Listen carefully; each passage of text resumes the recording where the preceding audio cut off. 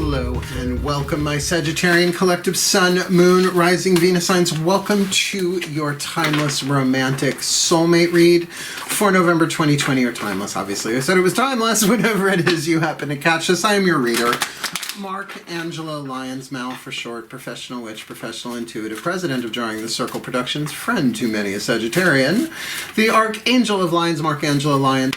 But you can call me Mal. Hi, welcome back, my subscribers. Thank you so much for your love and support. I say it every video because I really do mean it, making our way up the subscription numbers. Your love, your support, your shares, your likes, your comments, all of that stuff, very, very helpful and truly appreciated. And if you are new to my channel, if you like this reading, please hit the like button. If you like me and how I read and my style and what I'm bringing through, please subscribe to the channel. My next goal obviously should be 2,000 subscribers. I'm not that far away, but I'm shooting for 30,000 subscribers so that I can have that membership feature, the join button, whatever that thing is called. Because for this reading, there is an extended version of it, but it's going to be on pay-per-view on Vimeo. The link is in the description box, the first link in the description box. But when I have the membership, I'll be able to put them all here as membership content. So rather than pay-per-view on Vimeo.com, and I love Vimeo.com. I've done very well with them over the past 4 years or so. But here you'd pay one price per month as a member and have access to all of the extended readings throughout time, because they're timeless, right? So you would have access to all of them for one price per month. Talk about a binge, right? You could totally binge watch Mal for short. So business out of the way. Let's talk about this reading. It's a contract read, a soul contract read, but soulmate, not twin flame. There's a difference. There are descriptions. There are links in the description box. A bunch of videos I did, one that Matt Kahn did, redefining soulmates and twin flames, different angles. You might want to check that out because my definition seems to be radically different because of my experience with Matt Kahn, spiritual teacher, YouTuber, and Hay House author, that it's just really making sense for a lot of people. They're not the same thing, twin flame and soulmate. Just really quickly, the foundation of a soulmate contract is you help each other heal. Period. Everything else on top of that is costume, makeup, and set design, right? So, right, it's like my mother and I are soulmate contracts. It's non-romantic sexual, right? Your friends, the people who you help heal you back, right? There's that symbiotic thing. As opposed to a twin flame where you teach each other how to heal yourselves, how to love yourselves. It's traumatic, it's turbulent. Watch the vids, it'll explain that. But the ones we're looking at for this contract reading is your happy, healthy, wealthy, wise, intimate, sexual, satisfying soulmate contract. The ones we've been working on for lifetime after lifetime after lifetime with these people, right? Trying to get it right? But we've been clearing our ancestral patterns and our childhood issues with all these twin flames and the soulmates in our lives that help us heal. So this is about the one we've all been shooting for, because I have it on very good authority that as these soulmate contracts are brought together in physical form, finally, the activation of love that comes through them, the true love, the healing love that comes through them affects everybody else around them, right? And triggers timing for other soulmates to come together. So whether or not you two know each other, through the quantum entanglement of a soulmate contract, you're helping each other heal. Every time you heal, they are healing. Maybe not in the same petals of the flower, so to speak, right? You might be healing finances, they'd be healing self-esteem, however that works. But then through unity consciousness, we all heal as a result. So your relationships do have a point other than getting your stuff touched. They have a purpose, right? So let's get up in this game. We're going to have divine feminine on this side, divine masculine on this side, just as a way to differentiate party number one and party number two in a contract. There is a center lane, which we'll be looking at the contract itself and the influence that it's having on both of them. There is no gender in how I read. It can be any bodily gender. It's just energetic dynamic. I consider myself, when I work, a divine feminine. But in romantic sexual relationships, I'm daddy, right? It's just how it works out. I'm the top. I'm the emperor. So, you know what I mean? That's the divine masculine. So use your intuition. Stay in the present moment. Breathe. Take what resonates. Leave what doesn't. You're going to have to figure out which one you are. We're doing 12 cards in this reading and 12 in the extended. But the 13th card, which will hit the table relatively early, third card down, will be the first card turned over in the extended, but also in the preview. So you'll actually see 13 cards over. If you stick to the end, all right, that's enough exposition. Fuck this. Let's do the Sagittarians. I know you're impatient. Breathe! So all the decks that I'm reading are in the description box below, and we are starting with the Caroline Myss archetype deck. The voices that my collective pantheons of angels, goddesses, gods, masters, and the higher selves of all involved communicate through to me in terms of soul pattern. On a scale of lead to gold, the shadow aspect on these cards is what the soulmate contract is helping you heal in each other. So let's do it. Breathe. Tuning Sagittarius. There you are, my collective pantheons of angels, goddesses, gods, masters, and the higher selves of all involved. I'm so excited to do this reading all of a sudden. Please, I need 3 cards in clarity for the Sagittarian collective. Sun, Moon, Rising, Venus sign. Happy, healthy, wealthy, wise, intimate, satisfying soulmate. Sexual soulmate contract, November 2020 or timeless one for the divine feminine. What is the soul power she is dealing with? The divine masculine. What is the soul power, the archetypal dealio he is dealing with? And what is the overall contract for this, the overall overarching archetype for this Sagittarian collective Sun, Moon, Rising, Venus sign. Happy, healthy, wealthy, wise, intimate, sexual, satisfying soulmate contract. We'll take that one.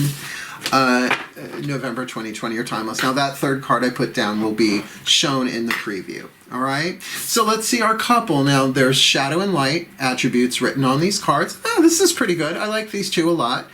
They're both divine family archetypes. The shadow is what, remember, you don't want to look at or you don't want anybody to know about. Both can be true. Both are true usually. And the light is what you're shooting for in terms of refining this power within you, led to gold. We've got the mystic and the Samaritan, both divine family archetypes. Now, 9th house, Sagittarius, is spirituality and expansion, among other things, right? Travel, right? Expansion, philosophy, expanding the mind. So for 2 divine archetypes here, this is pretty powerful stuff. And you put these 2 together in a soulmate contract, they're not just going to help themselves heal and help each other heal. They're going to heal the world. The mystic in the shadow. Delusional rapport with the divine, which we all go, I'm a mystic. I'm a mystic since birth. Yeah, of course the ego jumps in and says things pretending to be the divine every now and again. But as you grow, you get to feel what's going on in your body, not just what's going on in your mind, right? So delusional is usually of the mental area, the element of air. But the light attribute, and I love this so much, this is why I embrace being a mystic, blood, sweat, and tears path though it is, revels in intimate union with the divine, which means as a mystic, part of the refining of that archetype from lead to gold is removing the blocks to love's presence, which is your divine inheritance. And that's straight out of A Course in Miracles there. So the work of removing the obstacles for intimate revelry with the divine, right? Revels in the intimate union with the divine. I've been there. I try and get there once a week if I'm ready for it, right? Recharge my batteries in the love of the divine as both noun and verb. Woo, girl. Yeah. We're off and rolling here. The Samaritan archetype. Now there's a hospital on Long Island called Good Samaritan. I've been to it. I had an appendectomy there once. So this is a bit hitting home. The shadow attribute, exacting appreciation and recognition for the help you offer. Right? That's like a gift with a hook. Like a service. It's not service with smiles.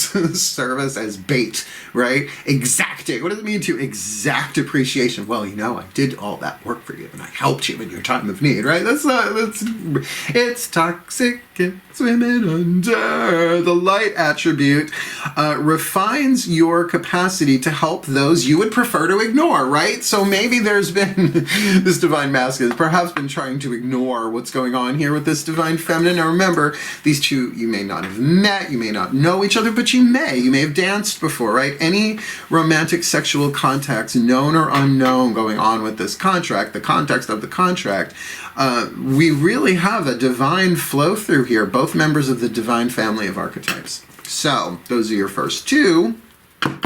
We're going to take $5 of the Moon Tarot to clarify the divine feminine with the mystic archetype. We're going to use the mythic tarot to clarify for the divine masculine with the Samaritan. If he's the Sagittarian, that would make him a Sagittarian See, it's fucking hard to say. A Sagittarian Samaritan. Bloop, bloop, bloop. Breathe.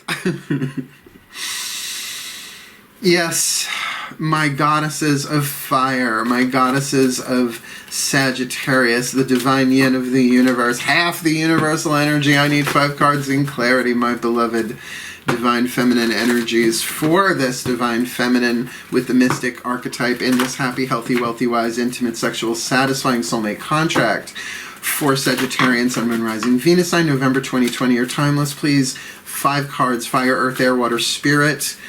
To clarify that mystic archetype, what is her element of fire, what she desires in this contract? Element of earth, what is the fuel that feeds the fire to help her get what she desires in this contract?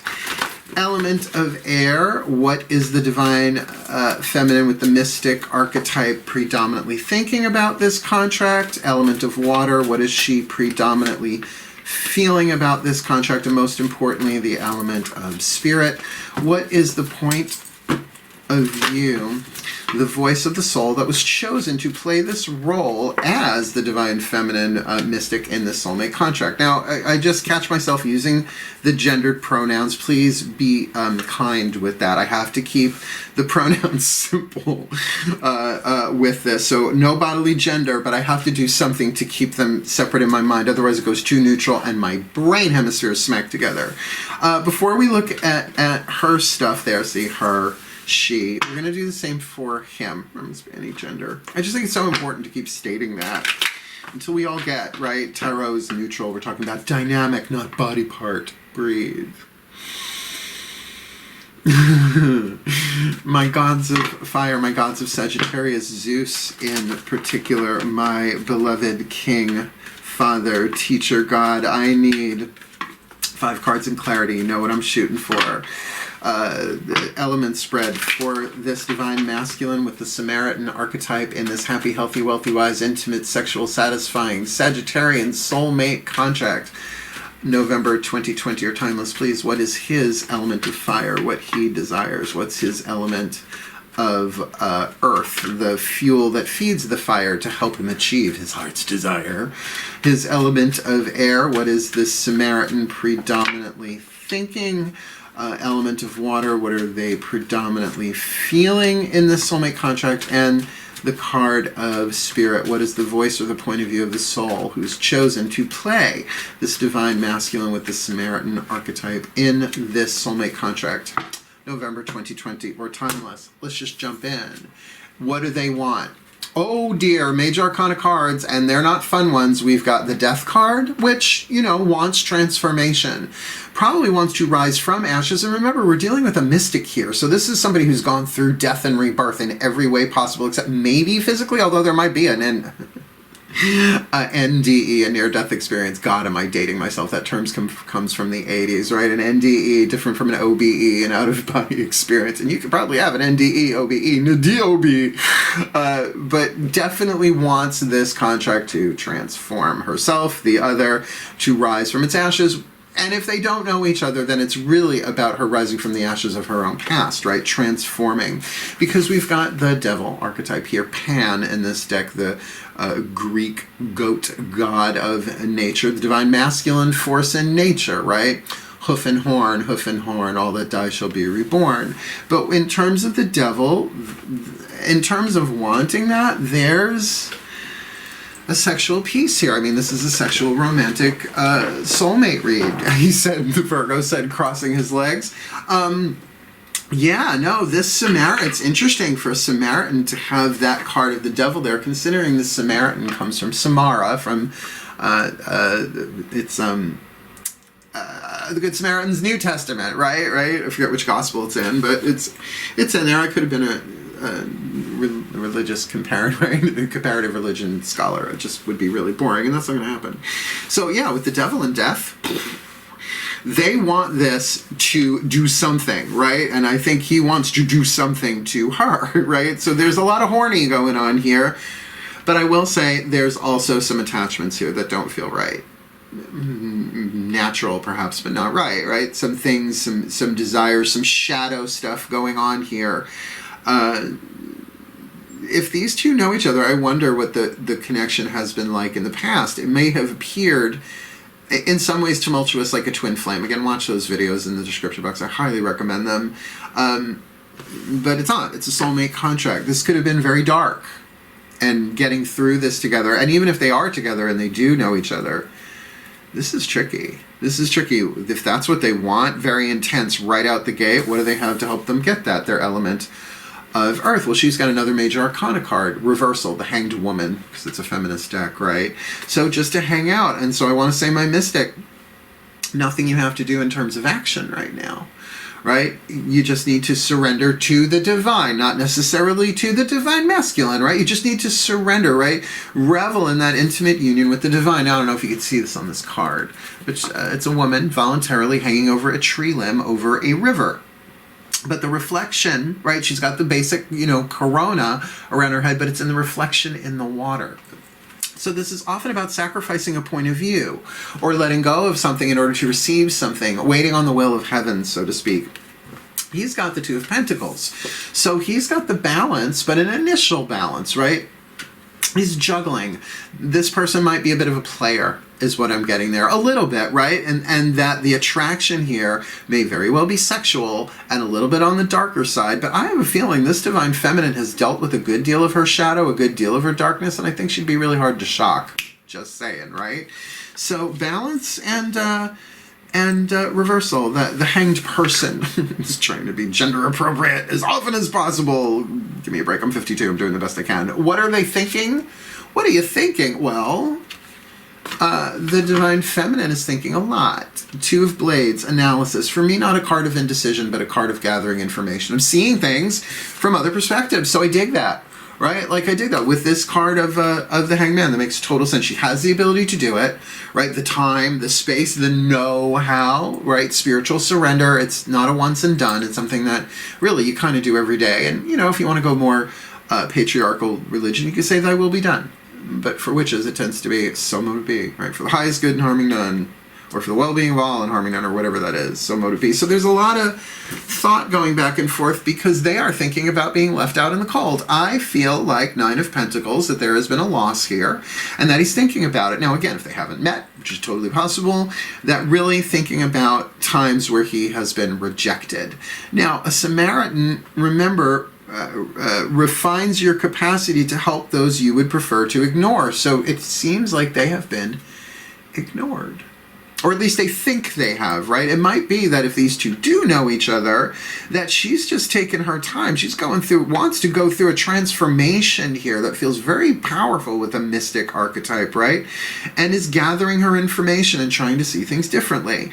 Where he might be a little overridden by his passions and attachments, his shadows, his unfinished business, unfinished pain. But with the Two of Pentacles, finding his balance, right? Like, so that's a good thing. Yes, there might be a player energy here, juggling people, but for the most part, is thinking he is left out in the cold. Now, of course, the fives indicate change. So this would be an unwanted change, but at the same time, we go from the 5 to the 6, right? So balance comes as a result of this. I just don't think he's necessarily seeing correctly if he's got the devil in his desires, right? Which I'm pagan. Oh, well, so the card of emotion, what they're feeling. Oh, boy. She's 3 for 4 major arcana. She's got the card of the Tower. Now, the awakening. Kali, the awakening, being struck by lightning, being struck by truth. And the emotional part of this doesn't necessarily mean she's upset. Right? We always want to see the cards neutral, and the Tower is hard to do, but this is Kali, a goddess of ruthless compassion, who will beat the crap out of you so that you learn and grow and heal, right? Will show you the truth, right? The truth will set you free. It'll wake you up. It'll usually piss you off first. So sure, there could be some emotional dynamic here going on in her zone where she's just shocked. But I feel like that might be the shock of enlightenment, right? The emotional, like enlightenment, I've had, I don't want to say so many moments of enlightenment, but I'm a mystic. So it's kind of what I live for, right? The closer I get to the divine, the better I feel. So there is a lot of good feeling around that for me personally. I'm not in this reading that I'm sensing. But there's definitely a process of transformation that she wants to go through to better herself, to refine herself, right? Alchemy, burning off the 3 atoms of lead to make gold. Yeah, like I get it. And 3 of Cups, he loved her. Right? Or at least is feeling that friendly, feeling that emotional bond. I mean, this is literally a card of marriage in this deck.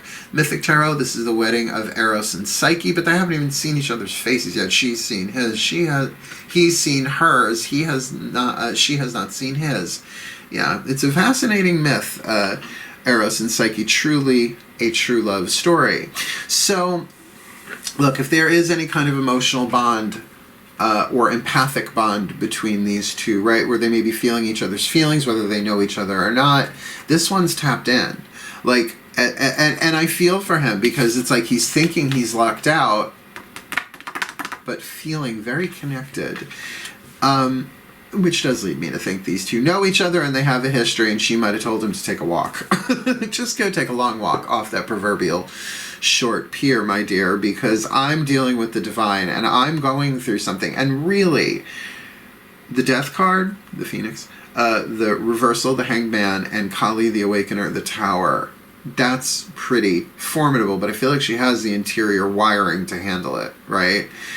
Let's see, right? He's only got the one major arcana card, and it's the Devil, looking at shadow stuff there. So what is the point of view of the soul? Well, here comes her inspiration.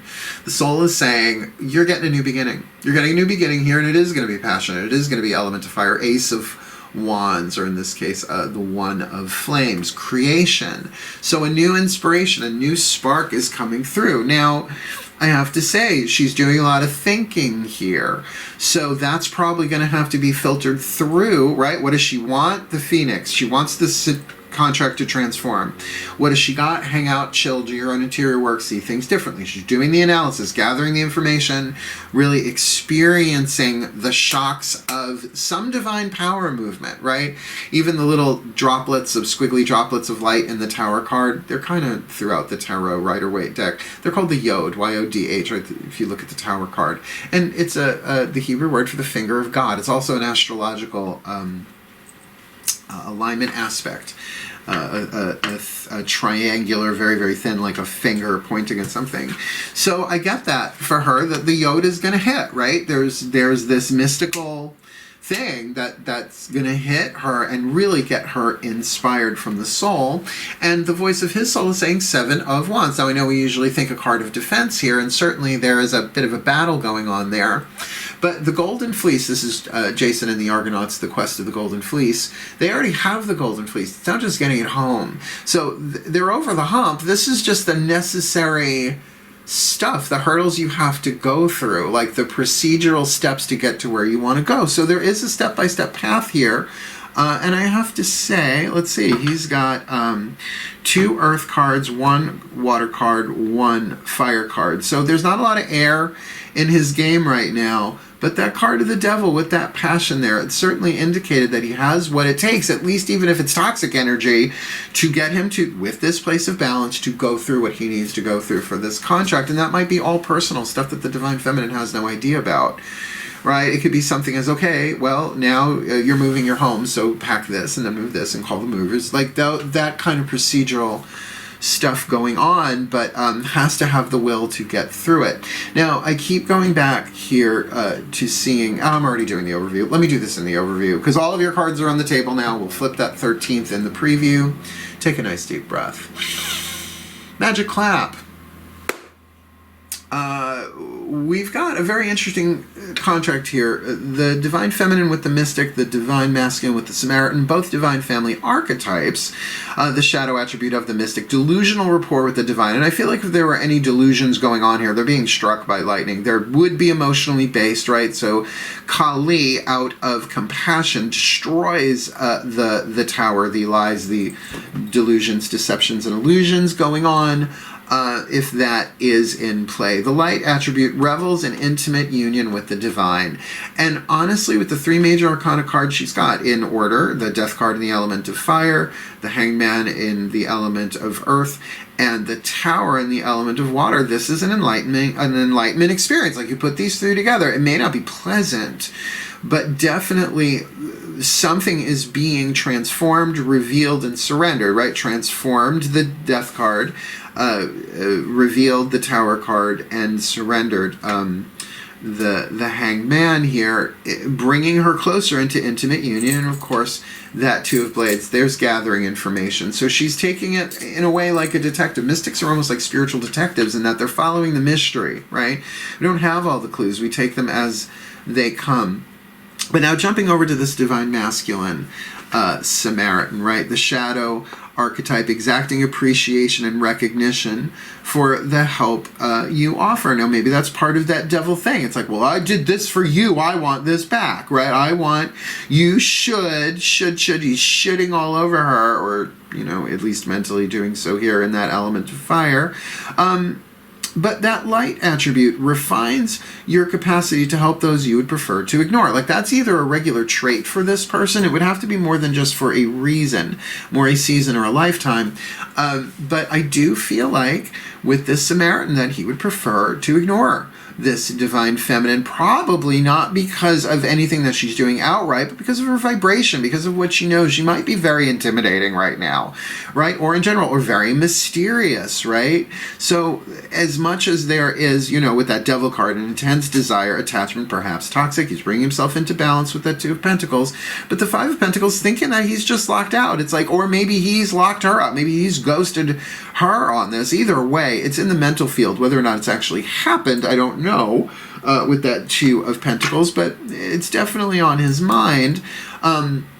By the way, that would make sense with her Two of Blades as well, right? Trying to analyze the fuck is going on with this guy. But Three of Cups, there is a bond there. There is an emotional thing. There is a desire to be close to each other emotionally, and in order to deal with that, the soul for him is saying the Seven of Wands. So this is a very symmetrical read in a lot of ways, though they don't match up element per element in the positions. In terms of power, both divine family for sure, but I feel like in time, as this divine feminine heals and alchemizes, he's going to shift and understand that the only Five of Pentacles going on is only in his mind. There you have it, my Sagittarian Sun, Moon, Rising, Venus sign. May you be blessed with all that you need in this happy, healthy, wealthy, wise, intimate, sexual, satisfying soulmate contract. I'll admit, this one's going to take a while. The stuff that's going on here, may they heal, may they grow, may they become the best that they can be and transform individually as they are known or unknown, helping each other heal and transform for their well-being, for the well-being of this soulmate contract, and through unity consciousness for the well-being of all. So mote it be. And so it is. Thank you so much for watching. Please do like if you liked it, right? Just hit the thumbs up. It only takes a second. Subscribe if you like me. Comment below. Which one are you on this? Because I like to see. And they did that, and I was this, and they did that. It's kind of fun for me to watch. And notification bell. And of course, if you will hang in there for another minute or so, you'll get to see the preview, and we will look at what the archetype is for the overall contract. Wishing you all the very best and the very blessed in this happy, healthy, wealthy, wise, intimate, satisfying Sagittarian soulmate contract. Hail, farewell, and blessed, blessed be.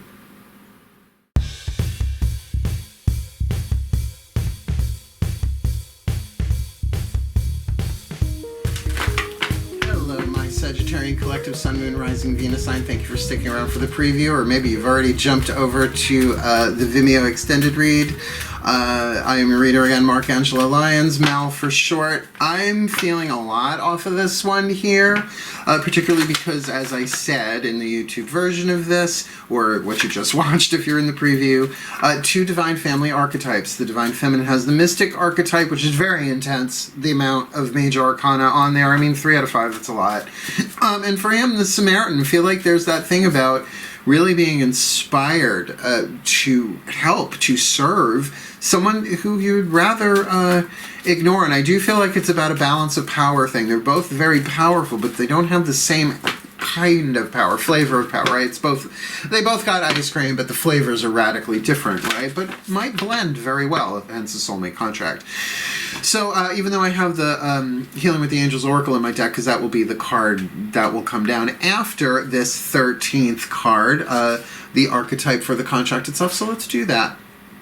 We're dealing with the gambler archetype, the action family of archetypes. So they're both facing risk here. Now, the shadow attribute, and this could definitely be, I see divine feminines do this all the time. I do this for myself. Relying on luck rather than hard work. Not saying that feminines don't work hard. Hello. That's not what I'm saying. What I'm saying is that sometimes we can be so receptive and so passive, like, well, if it's meant to happen, right? No, it takes your participation. Yes, even if it's scripted in stone, quantum stone, in the divine plan, you still have to participate. You still have to play the game. So there is a risk here. And the light attribute, willingness to follow intuition even when others doubt you. And that's what I think might be going on here a little bit more for the divine masculine, wanting to ignore them. They could be very, very different people. You know, one a bit more of a mystical free spirit, and one who might be a little bit more, and I'm being gentle with this, rigid in their spiritual beliefs and structures, probably through upbringing, right? So because they're both divine family archetypes, they're both refining spiritual power here in this soulmate contract. So there are probably some differences, but he's learning how to juggle that, how to put that together. I like this. I mean, they're going to have to take a risk. Come on. What is the point of being a mystic or a Samaritan if you don't actually act on the guidance that you get? Shall we? What is the angel who is assigned to this contract that they may call upon in the soulmate contract? Let's find out. Nice deep breath.